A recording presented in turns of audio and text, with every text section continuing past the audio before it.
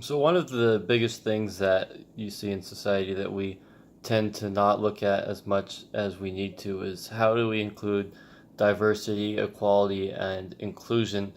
And usually when you think about that, you think of, oh, well, let's think of race, let's think of people that are of different skin colors. And I'd like to bring to the table that maybe what we should be looking at is more than just that one facet. Maybe we should be looking at diversity, equality, and inclusion as mentally. So we're talking about the different mental aspects, whether you have a mental illness or you're just fine, whether sexually, whether you are straight, gay, lesbian, trans, all of those things. Because, in the sense, if you think about it, all three of those different categories come under the same wing of each other because they all face different troubles. I know, for example, the biggest thing we have to talk about is the race because we talk about, well, one race is not being represented than another. And then when we go on to the mental aspect, we say that we're going to treat them with just certain things such as medications or help from different outside sources instead of stemming to the problem itself and saying maybe as a community and maybe as a society that we all aren't kind of contributing the way that we need to be by just being simply human.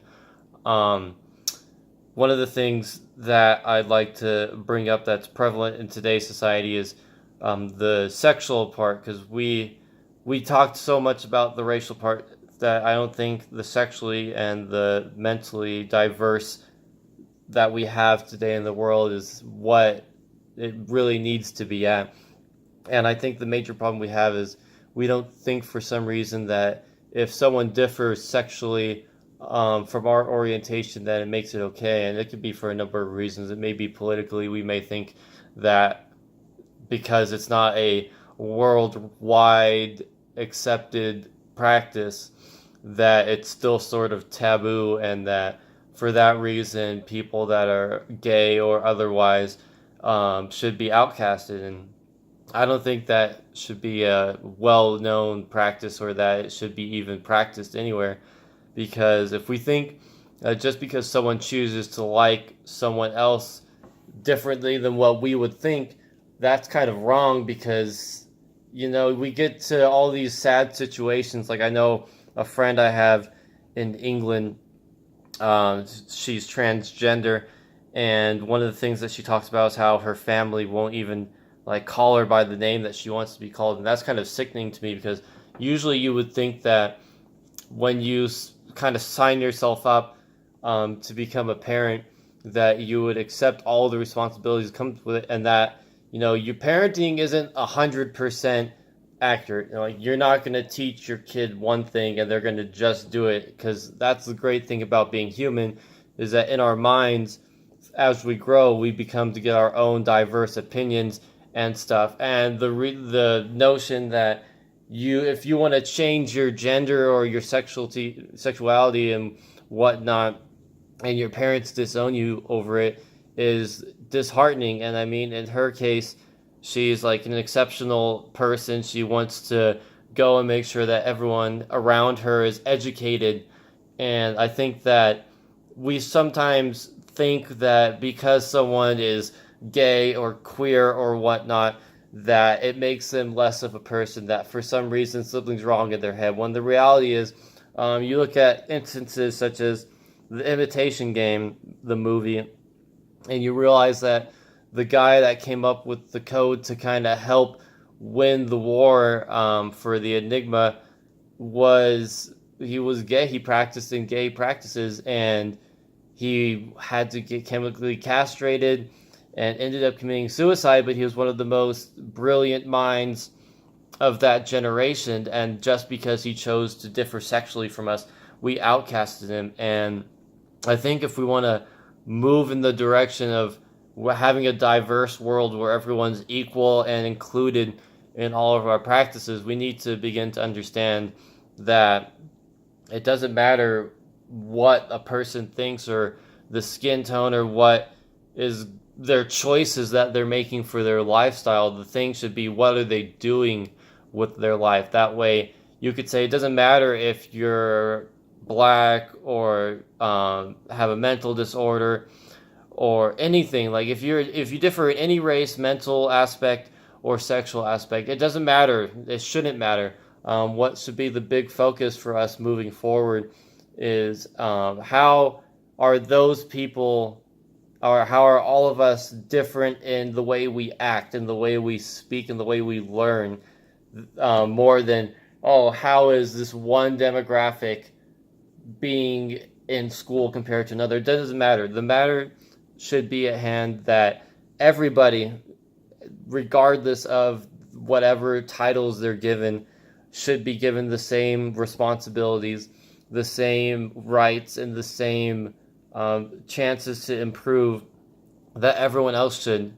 Because if we want to improve as a world, we can't stop and think about a year-long protest of getting people their rights as a transgender, because they should already have that. We should award people their freedoms just because of a choice they make. It's like saying that my choice is different than yours, so because of that it's illegal, and that shouldn't be possible. At 2018 we should be well over that obstacle. And in my opinion, if we want to start doing that, we have campuses all across, just in California alone, in colleges where they have centers devoted to diversity, equity, and inclusion. And I think if we want to bring equality in, we need to make it to where it's not just it's a campus thing or it's a town movement that's going on. We need to, as a nation and as a world, come together and say that it shouldn't matter.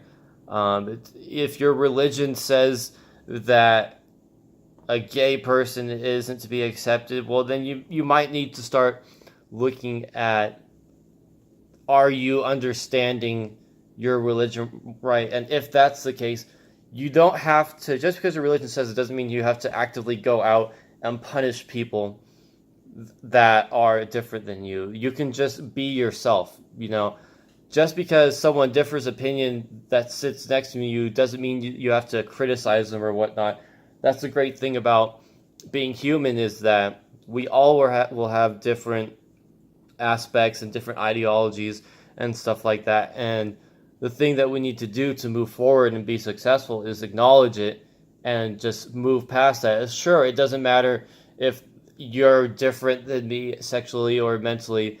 The thing that matters is I want to know what you're going to do as that to advocate for the rights of people that are like that with you, that are kind of still under that stress, because we shouldn't be in a situation now in 2018 where people are still feeling enslaved or pressured to conform to social norms or whatnot, because we talk about how we want everyone to feel included, how we want everyone to feel the need to not want to commit suicide or anything like that. But then when someone wants to change the way they are, we don't afford them that freedom. We say that it's wrong, that they can't do that, and we wonder why then they become depressed and stuff. Is because simply we're just taking away all of their decisions, all of their freedoms.